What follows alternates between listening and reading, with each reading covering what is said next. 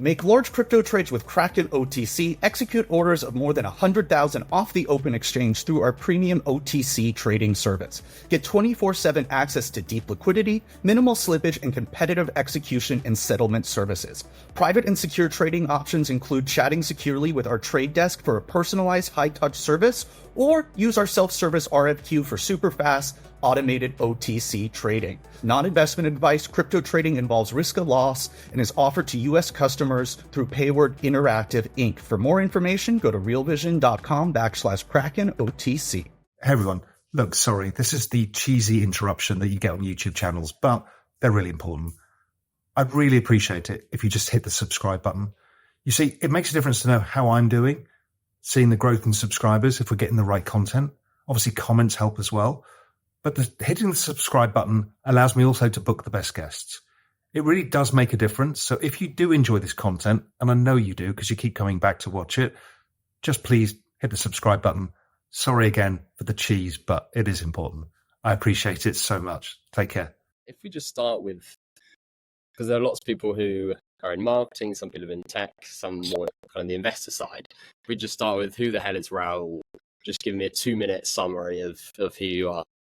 So my name's Raoul Pal. I'm the CEO and co-founder of Real Vision, which is a financial knowledge platform that's been going since 2014. My background is really been in financial markets since for the last 32 years, I've been in financial markets and have mainly been an investor on the macro side. That means trading all sorts of things from currencies to commodity markets to stock markets to pretty much anything. And in my journey, I've also become very involved in the crypto markets as well. My journey into technology has really been in more recent years where I've suddenly started to realize that many technologies are all coming together and intertwining at the same time. I call that the exponential age. And that can be AI, robotics, EV, genetic biology, nuclear energy, space travel, all this stuff is all coming together. And I think it's one of the most exciting times to be alive. So I spend a lot of time thinking about that. I'd like to start with why people should listen at the current time about AI. Why now? So, look, you hear this a lot, but you need to understand that this is the largest, fastest pace of technological innovation of all time. The invention of AI is so profound that it's maybe as large or maybe even larger than the splitting of the atom, which created almost infinite energy. This creates infinite knowledge. And we've only started. It's really only 2 years old in the format that we know it. So what you've created is a world where we used to charge to have knowledge because it was scarce. A lawyer, an accountant, a doctor, whoever it is, a marketing consultant, whatever it is, you're paying for knowledge. But now knowledge is infinite because what this really is a tool to tap into all of human knowledge that's been recorded digitally. And then not just like a search engine, which people think of it of. It's not. It kind of understands how you think. It sees how all these humans think and interact. And it looks for patterns and the ability to make sense of all of the world. And so, again, that sounds really, really big, but what it means is we're in a golden period where if you adopt this technology quickly, you will have superpowers.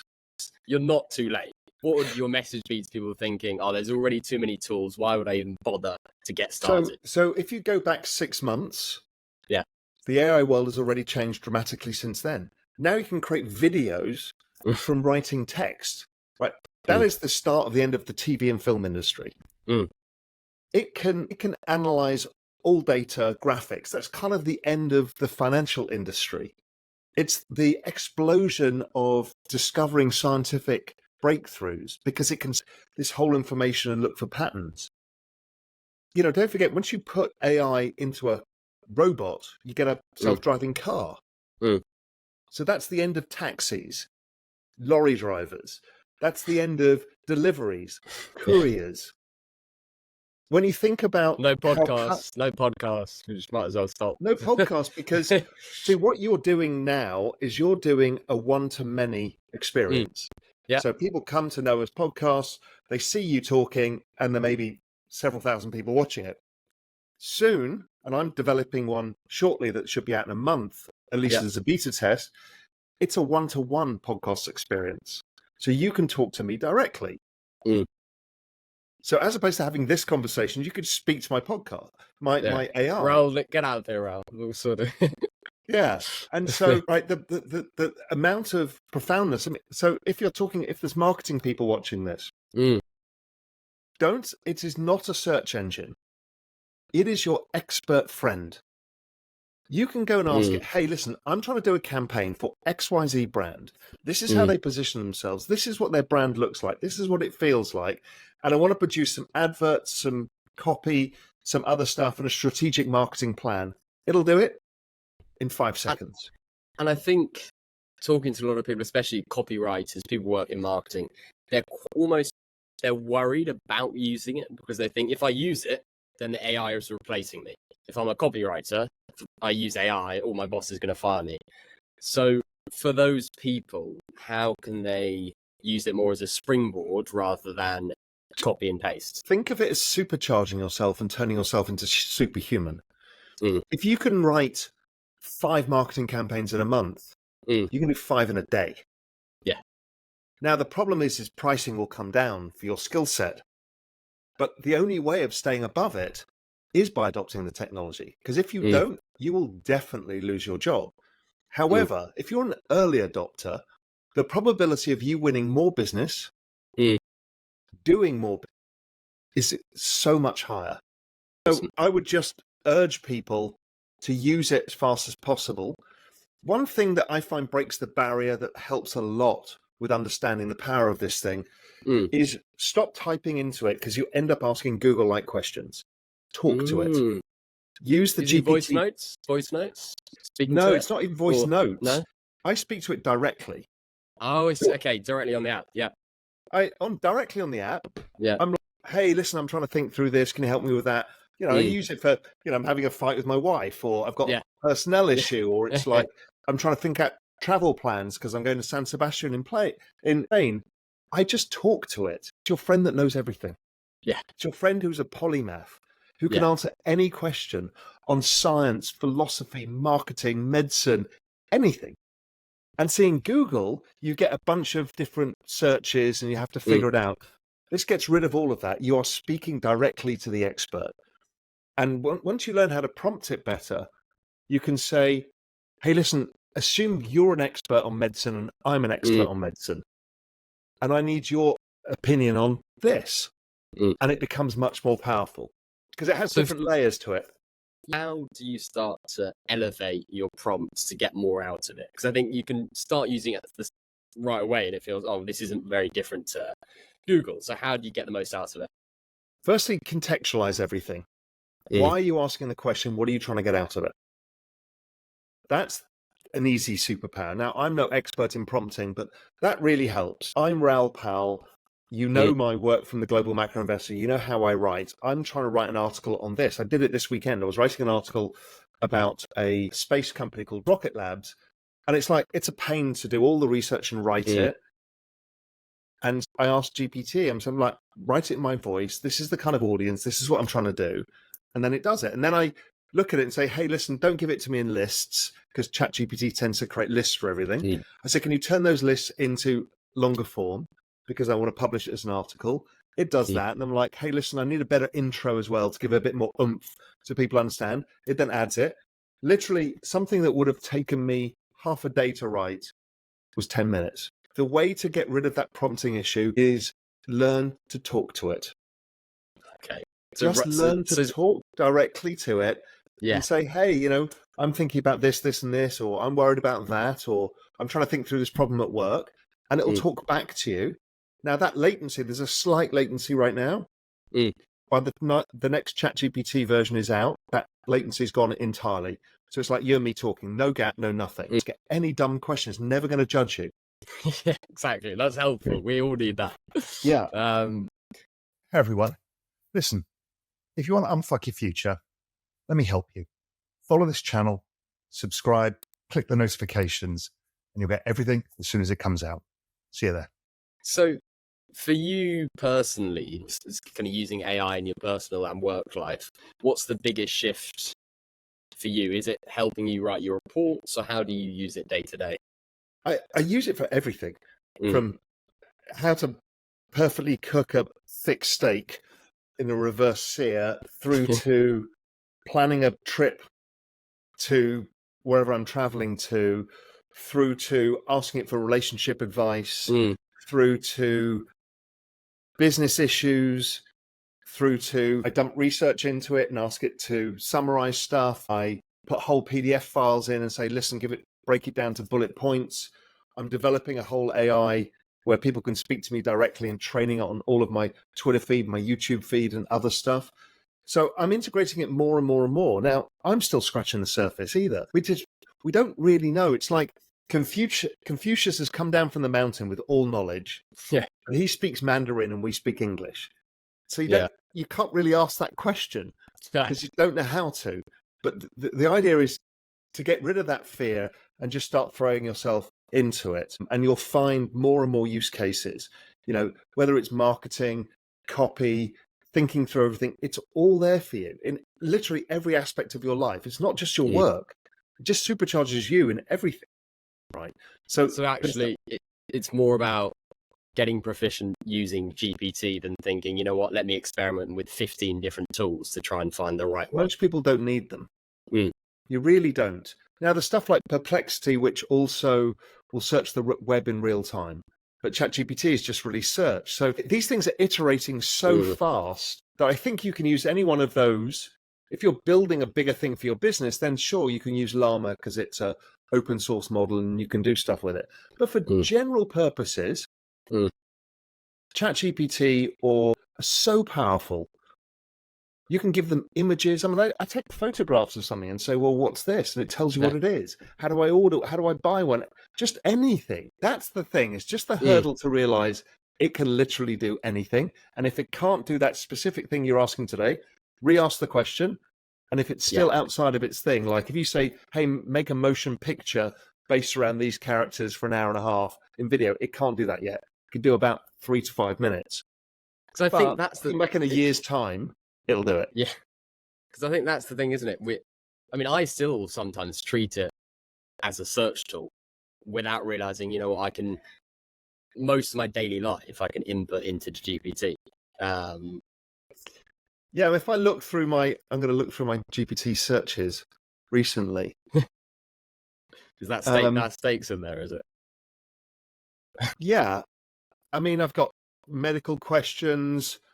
I've got it searching for articles written about me. I've got travel questions. Where should I watch the Spain-Germany match in San Sebastian? Yeah. I've got scientific stuff,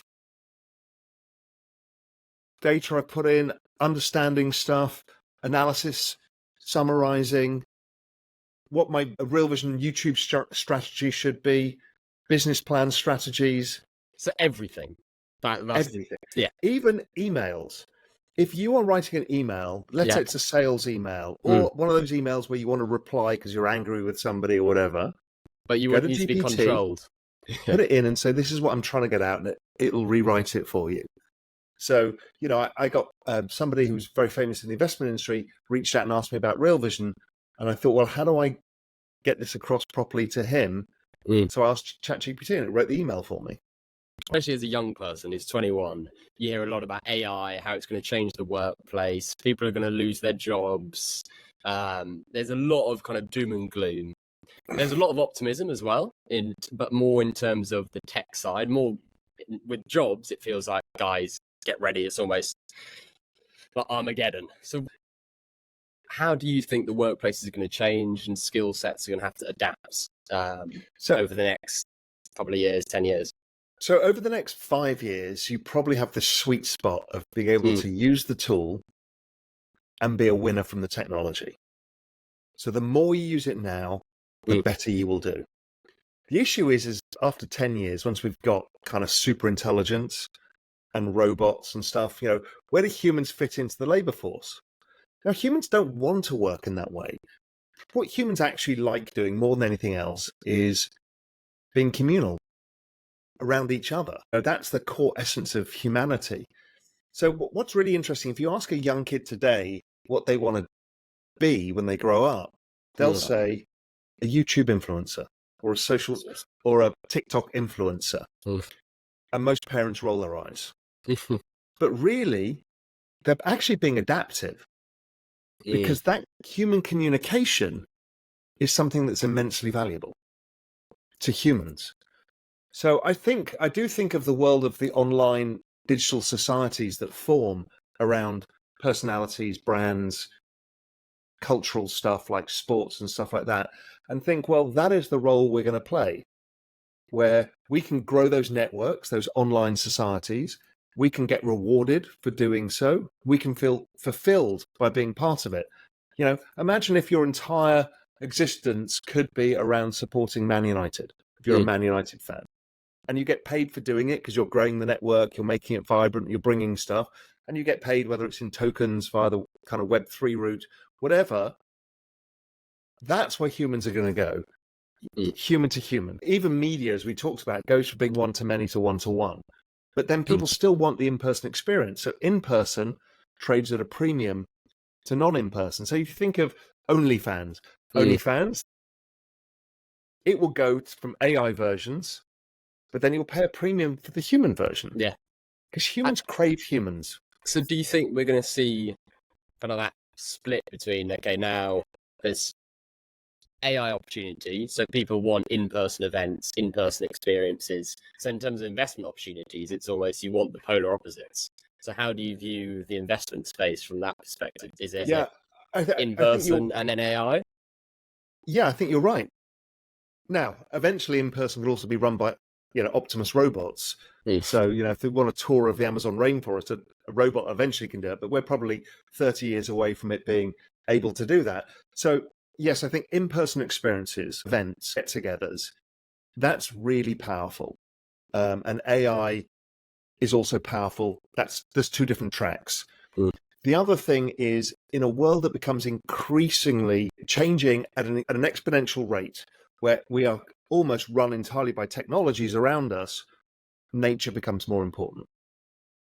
Nature is a premium. So something in my head suggests humans are a premium, in-person is therefore a premium, and nature, because it's not impacted by those things, are a premium. The flip side is adopt all the technology as fast as you can. Humanity will split, however. We will have the adopters and the non-adopters, because some people just don't want to. And I think the adopters end up merging with the machines, which is that kind of singularity moment where humans and machines become, how many people wear an Apple Watch or an Oura Ring or your mobile phone? These are just now becoming extensions of us. Yes. And with Neuralink on the brain, all of this stuff, we're going to merge with the machines and become superhumans, and there'll be a bunch of people who won't. And they will become different. And that'll be a split in society that we're yet to understand. And this, because at the moment it feels almost like we're on the runway and the plane's kind of moving. You've still got time to jump on. How long do you think, for those early adopters, how long have we got left before actually you've missed your chance? You need to get on now. What kind of runway are you looking at? So I think the world beyond 2030 becomes really difficult to know. So I kind of think there's 6 years. And really, the faster you adopt the technology, the more of a superpower you will have versus your competitors. So if we're talking about careers, then do that. But in anything in life, you'll be a better cook, you'll have better relationships. All of these things will happen if you just adopt it as fast as possible and just get over the fear. It's not going to judge you. It's not going to tell anybody else. So you can be stupid with it and it's okay. And in terms of kind of fear, misconceptions, is there anything that scares you or a misconception that you want to debunk? Look, the actual answer is we don't know. But the genie's not going back in the bottle.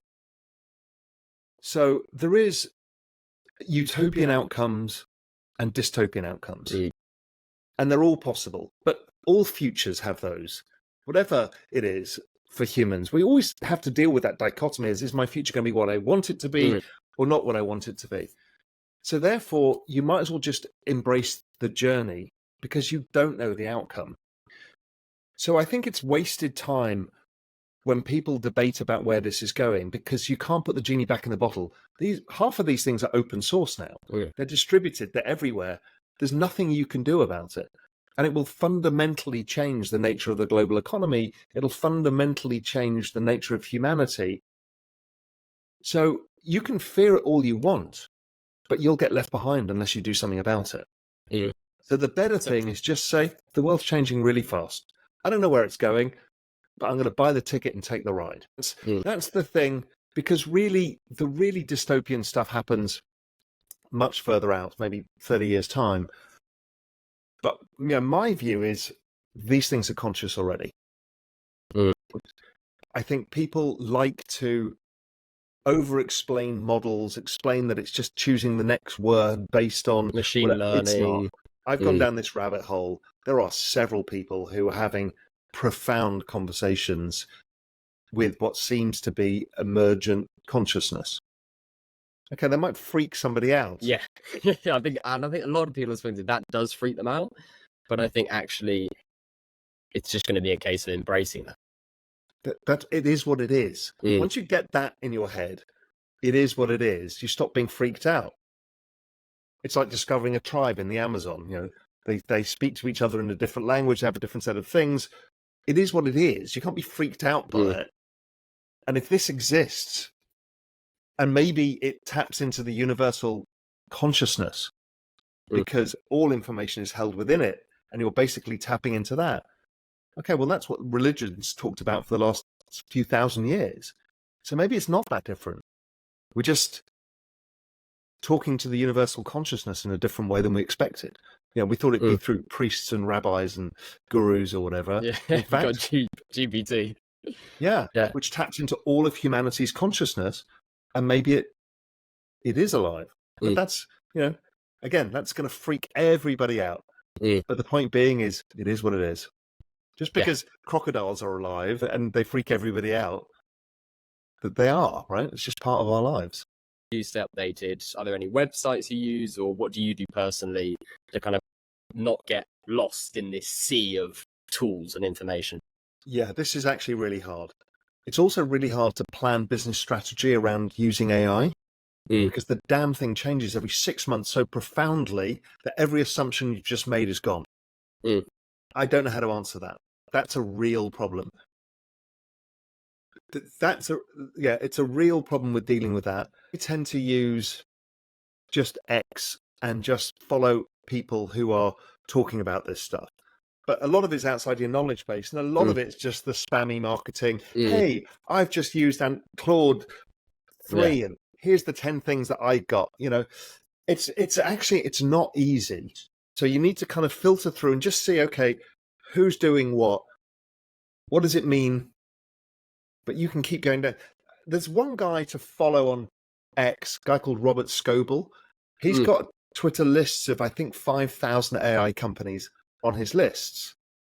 So you can follow conversations like him, follow some of the OpenAI people, follow some of the Anthropic people, and just see who they interact with and what their conversations are. And you'll begin to see it. Stuff. There's a few newsletters out there as well, but again, it changes so fast. Yeah, it's that is hard. I agree. That is really, really hard. And I think part of it is almost embracing. You'll never know, or you'll never feel that actually I'm on top of it. It's almost okay. Let's just start with what I know. Start with one tool, ChatGPT. Get used to prompting it, talking to it, and experimenting, and build from there. And also, you can anchor on certain truths, which is like, tomorrow will be more digital than today. And it will come for every area that it possibly can in the digital world. So it's like, if you are making content, videos, film, anything, you know that within X period of time, unknown, you'll be able to do it via AI. You can kind of swim in that direction and just say, well, these things are going to change and these things are going to change. And, what is a marketing brief in 3 years' time? Well, it's going to be different. Those things are understandable, but what tool you use and, hey, we're going to build our business around this tool, it's not going to work. That is hard. That's hard and scary for businesses. Yeah. And especially businesses where their core is a tool that GPT could release a new tool in 6 months and just make their whole business irrelevant. Well, think of lawyers. Mm. If they're not going to court for you, i.e. in person, well, then all of the legal advice in the world is basically worthless because ChatGPT can do it. Accountants, all of this stuff. And They so are all planning of how they use this. So they've got proprietary data sets. So you're a big law firm. You've got a lot of proprietary information. That has value. So looking what you've got proprietary that you can train an AI on, okay, that's valuable. So say I'm Jimmy, the accountant, who's listening to you now, who's suddenly thinking, "Oh God, my job's in danger." How does he adapt and not lose his job and get caught behind with actually not being an early adopter? Well, you have to be, and the company you work for will reward you because you'll be able to do more work and better work and higher quality work and more complex work. So again, it doesn't go from, oh, here's AI, that's the end of my job. It actually takes this amazing path of superhumans. The people who adopt it win the game. You'll get paid more, you'll attract more work, all of this will be better. The people who won't go the opposite direction. So you have to be on that path. And that path could be 5 years, could be 10 years, could be 20 years, where you can just keep superpowering yourself as a human. In terms of investment opportunities in the AI and tech space, what are you looking at in that sector? Again, it's almost uninvestable for the same reasons we talked about, because everyone gets disrupted. You've got to understand that I think ChatGPT and probably Anthropic are using AI to build AI products. So if you think of how fast it will do that, in 5 minutes, it will give you a new product, a product go-to-market strategy, whatever. And don't forget the AI that they've got internally is another 2 years ahead of where we are today. It is almost impossible to compete with these people. But what's investable? That becomes really difficult. Sure, we've had stuff like NVIDIA who make the chips. You need, for AI to work, you need compute, and you need electricity, and then you need the models. Those are just the 3 component parts. So the models, the big training data sets have held with the big tech companies, Meta, Google, OpenAI using all of the internet. Then it's the open source ones that can be used for certain things that we're seeing. Meta's is open source. But really, we can't compete with those guys because they've got all the compute and the electricity.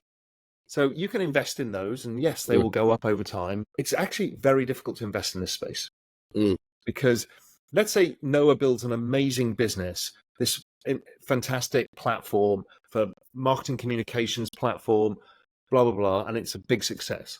I will just go to my GPT and say, just copy that and make it better. Yeah.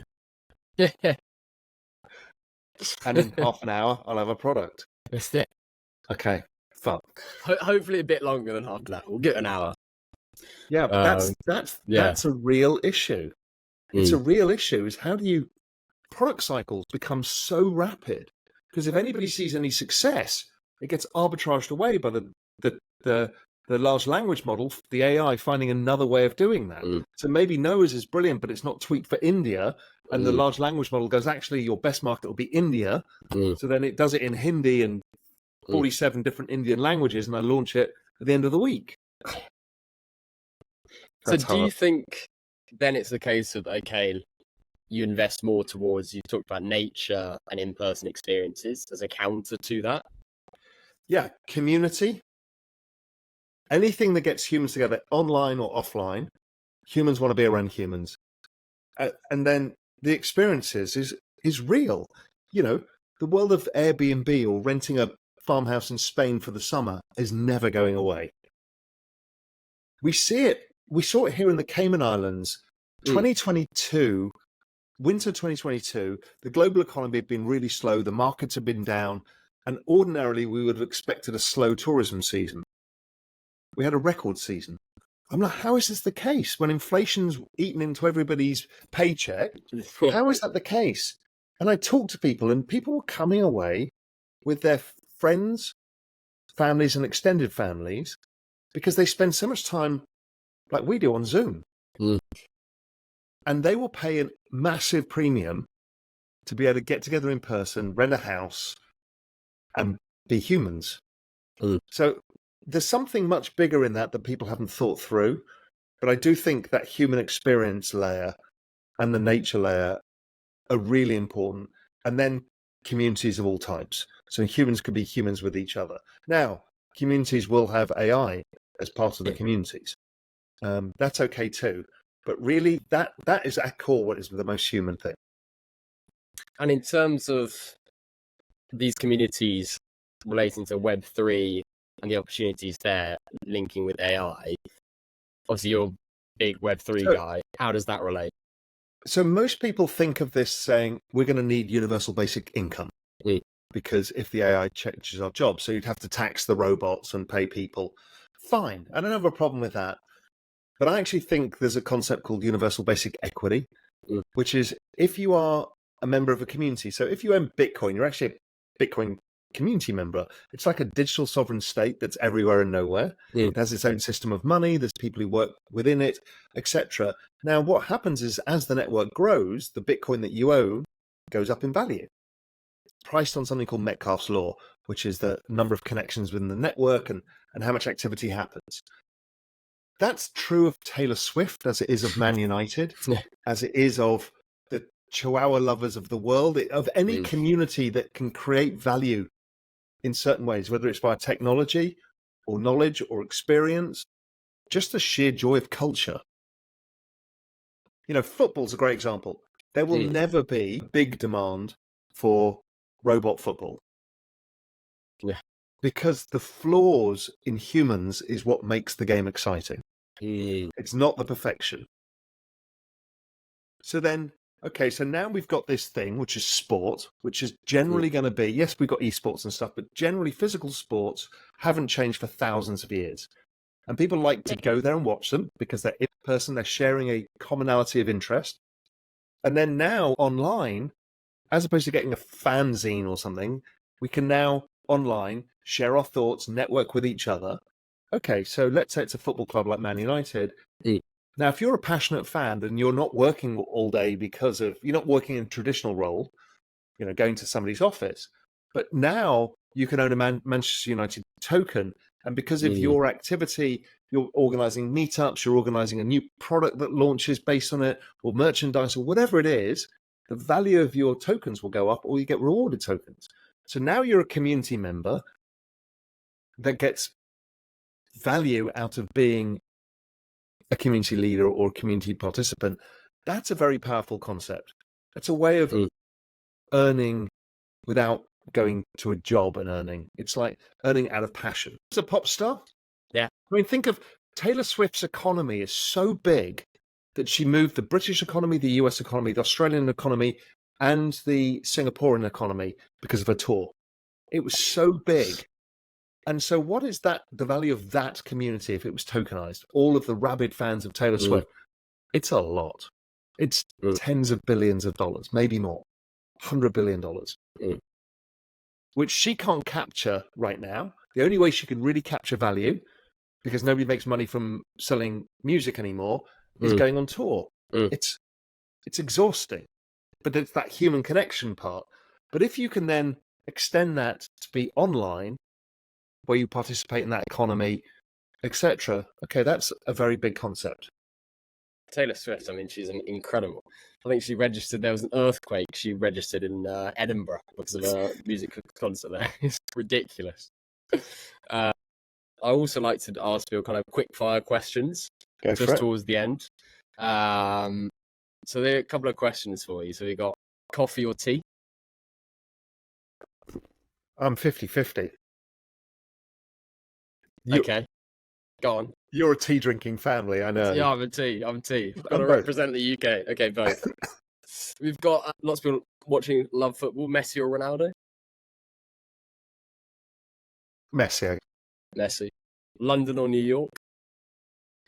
That flips from one time to another. I think it's probably shifting a little bit back to London. New York feels a little bit different than it used to. but they keep moving one to the other. Yeah. James Bond or Jason Bourne? James Bond. Yeah, that's the clear winner. Beach or mountains? I mean, you're on the Cayman Islands, so I suppose this could be a bit. Beach. Beach, yeah. And then we got people on socials, Instagram or TikTok? I don't use either. I'm an ex-maxi. Yeah, X. Interesting people. And we've got a couple. Someone sent in a food question: hot sauce or guacamole? Hot sauce. Hot sauce. Okay. Apart from loving hot sauce, what would you to leave people with 3 key takeaways from this episode? What would those be? I think the biggest key takeaway is abstract all of this away. Yeah. What is our lives? What is our meaning? What is our purpose? Our purpose is quality of life. Everything else is downstream of that. And so the world is changing, but see it through the lens not of money, career success.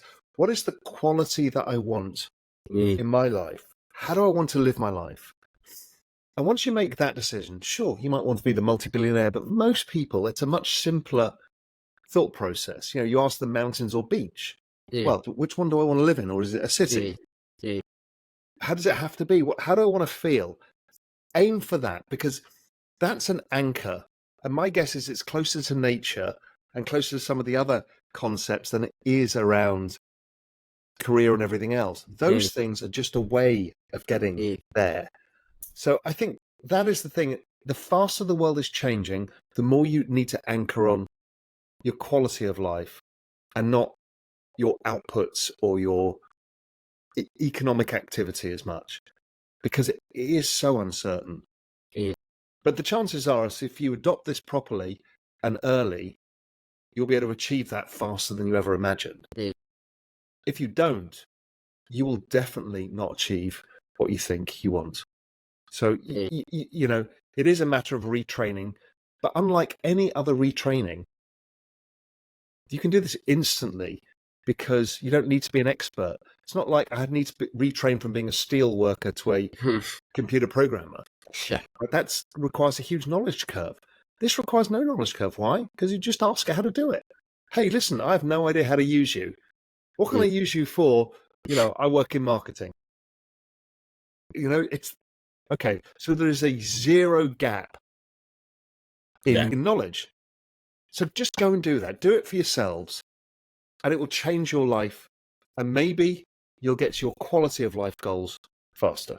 The final thing that we end with is just leaving listeners with the song that you're listening to at the moment. Leave them with one song, and then I always play at the end. I'm just going to look at my Apple playlist and see what the last song. You know what? The last song I played, I posted on Twitter because it was a great Sunday song, was God is a DJ by Faithless. Okay, track. We'll put that on. Thank you. Awesome. Make large crypto trades with Kraken OTC. Execute orders of more than 100,000 off the open exchange through our premium OTC trading service. Get 24/7 access to deep liquidity, minimal slippage, and competitive execution and settlement services. Private and secure trading options include chatting securely with our trade desk for a personalized high-touch service, or use our self-service RFQ for super fast, automated OTC trading. Non-investment advice. Crypto trading involves risk of loss and is offered to U.S. customers through Payward Interactive Inc. For more information, go to realvision.com/Kraken OTC. We hope you enjoyed the video. At Real Vision, we help you understand the complex world of finance, business, and the global economy with in-depth analysis from real experts. Join the revolution at realvision.com.